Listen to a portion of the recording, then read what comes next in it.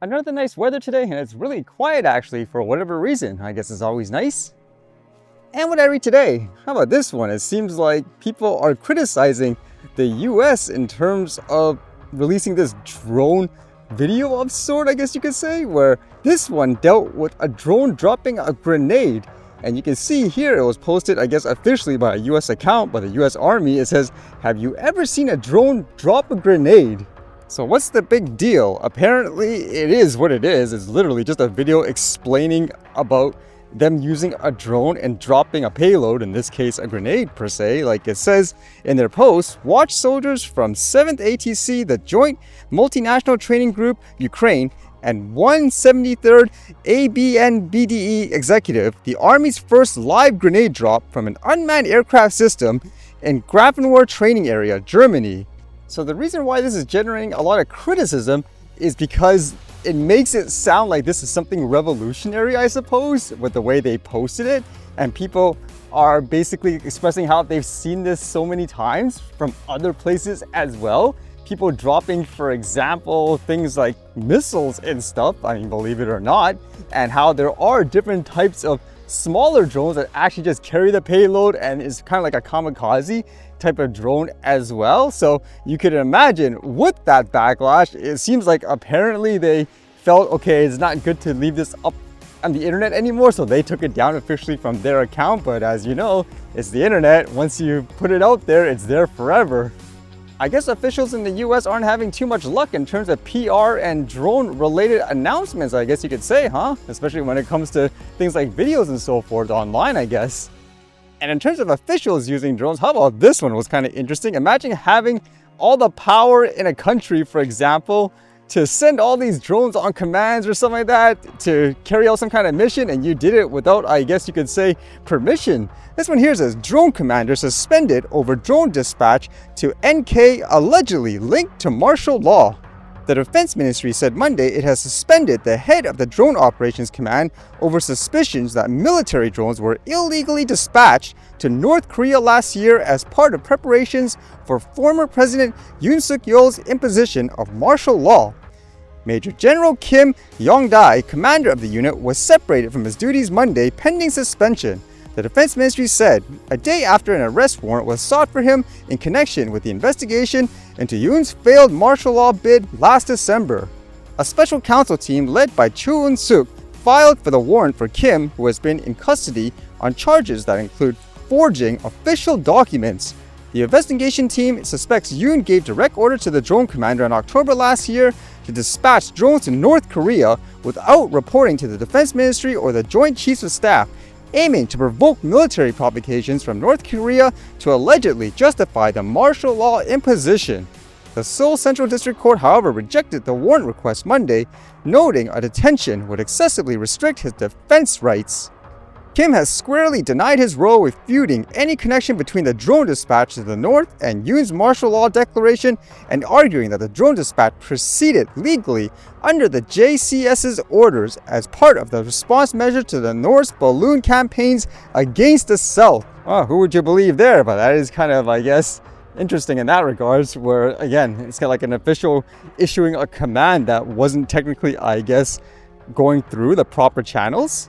And this was kind of an interesting read with that topic of things like AI and so forth, where it could generate things like voices and videos with extreme realism.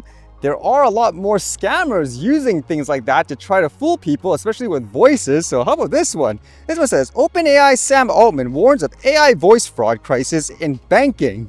OpenAI CEO Sam Altman warned the financial industry of a significant impending fraud crisis because of the ability of artificial intelligence tools to impersonate a person's voice to bypass security checks and move money. Altman spoke at a Federal Reserve conference Tuesday in Washington. A thing that terrifies me is apparently there are still some financial institutions that will accept the voicemail as authentication, Altman said. That is a crazy thing to still be doing. AI has fully defeated that. Do people actually do that still in banks? I don't remember any recent times where I've done anything like that for the bank anyways. If anything, the only times I've seen companies rely on voice confirmation, it's kind of like when you're signing up for a service, like your internet or your cell phone, and you're talking over the phone. They want you to confirm, for example, like the terms of the contract. And so they use that recording as a way to say, hey, this guy agreed to it, but the bank, I've never actually had to use anything like that here anyways. And it says voice printing as an identification for wealthy bank clients grew popular more than a decade ago, with customers typically asked to utter a challenge phrase into the phone to access their accounts. But now AI voice clones and eventually video clones can impersonate people in a way that Altman said is increasingly indistinguishable from reality and will require new methods for verification. What would be a sure way to verify someone's ID, per se, if you're not actually in person? Because as they say, it is really easy to impersonate someone. I remember reading some scams where what scammers are doing is they're phoning, for example, a loved one, a parent, like that type of person, and faking their children's voice, saying, oh, I need money or whatever, I'm being held hostage. And a lot of people actually send the money, I guess, because it sounds like it's them. How would you actually protect someone in this case? The only thing I can really think of is you have to have more than one way to verify it's the person. They could speak, for example, something, but at the same time, they're gonna have to do some kind of action as well, confirming, I don't know, something from their phone and so forth.